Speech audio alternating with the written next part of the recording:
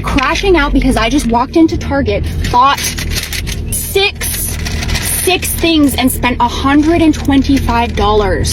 $125. Okay? What?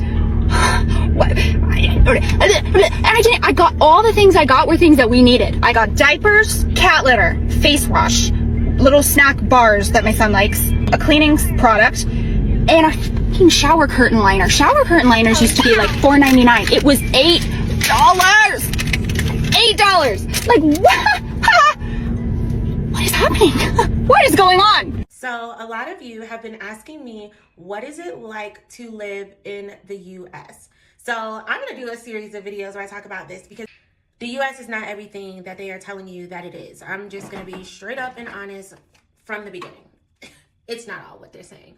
So it's not all bad either, but I'll start with the cost of living because I feel like that's a really big topic.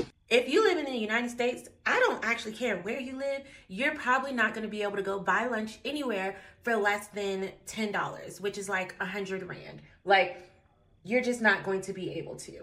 When I was living in the United States, cost of living was literally so high. For example, you have a child. You need to send that child to daycare. Daycare that we were sending our son to, where he would actually learn the alphabet, like letters, numbers, that kind of thing, was about $1,300 a month. That's about 25,000 Rand a month. And I know you're thinking, oh, but you're probably getting paid so much more money.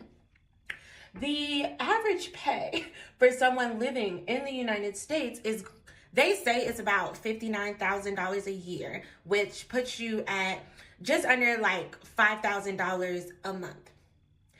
I'm suspect of that number, very suspect of that number, because this is the thing. Also, when you live in the northern part of the United States or cities where it just costs more, you get paid more. So they're also like averaging those numbers in. So like if you live in New York or you live in California, you are going to get paid more money to live there, but it's also going to cost a lot more money to live there.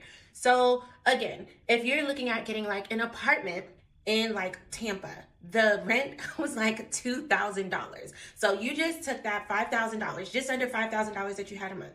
Take $2,000 of that away because you need a place to live. And this is without paying for water, paying for electricity, anything. So you're now down to $3,000.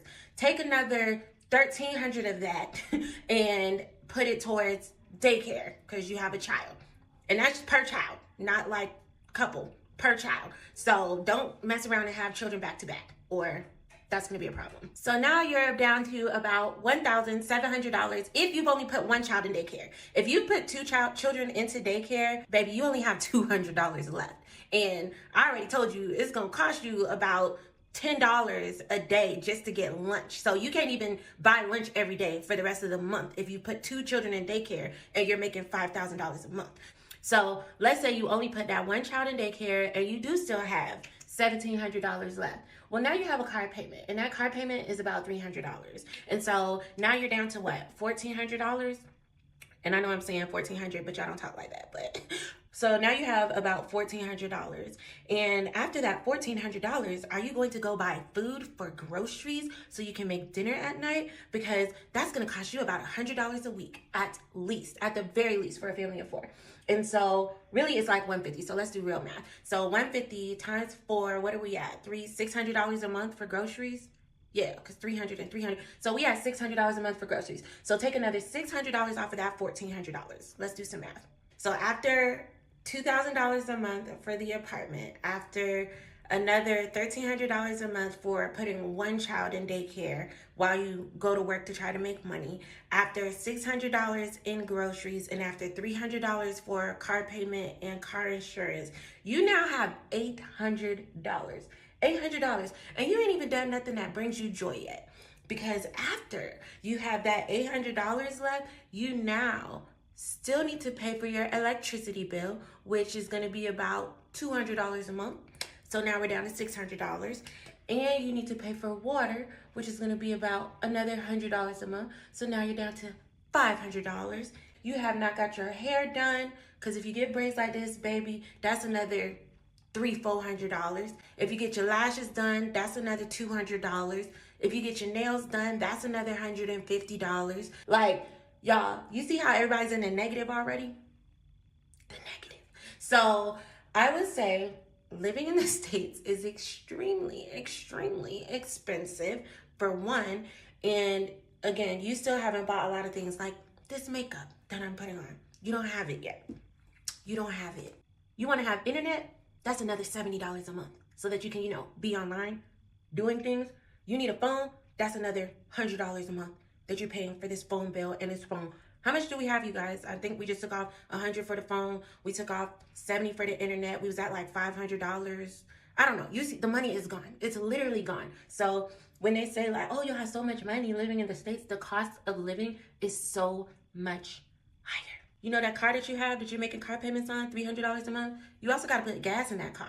And it's probably going to cost you about $50 a week. And guess what? That's another $200 a month.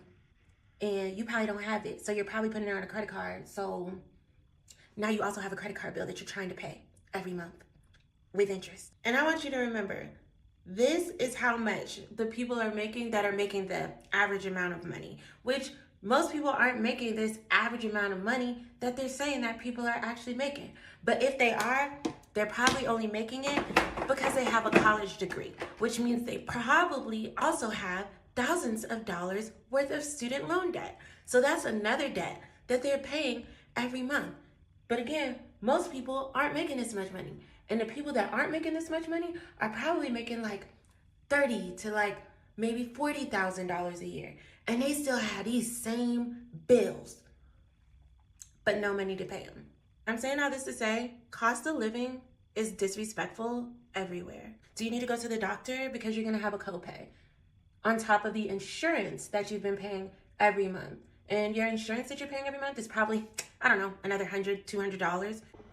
Oh yeah, because of taxes, I said you get like $60K a year, but you only take home about $40,000 to $45K a year. So you're actually only gonna get to have about $3,700 to $3,800 a month. So surprise, you've been broke.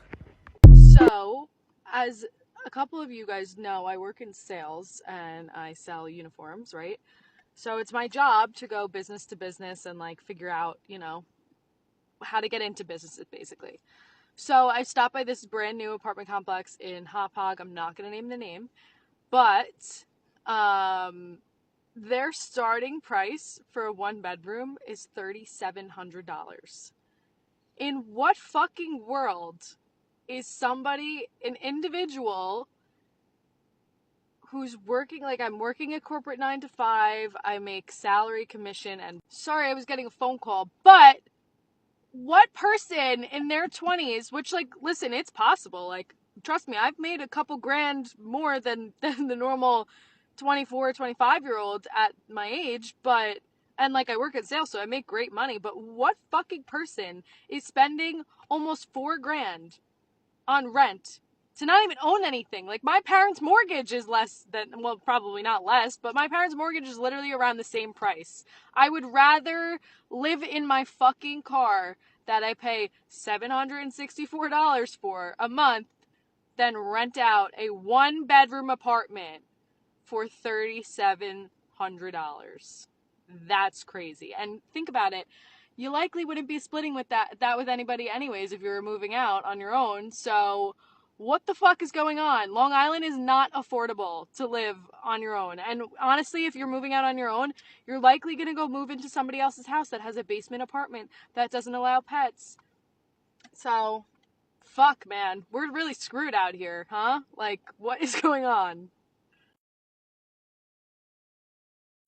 60% of the American public is about to lose everything they have.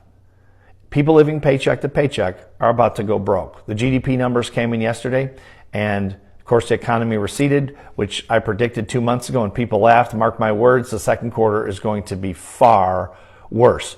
Tariffs on Chinese products at 145% are about to kick in, which means everything you buy from China on Amazon or elsewhere is about to go through the roof.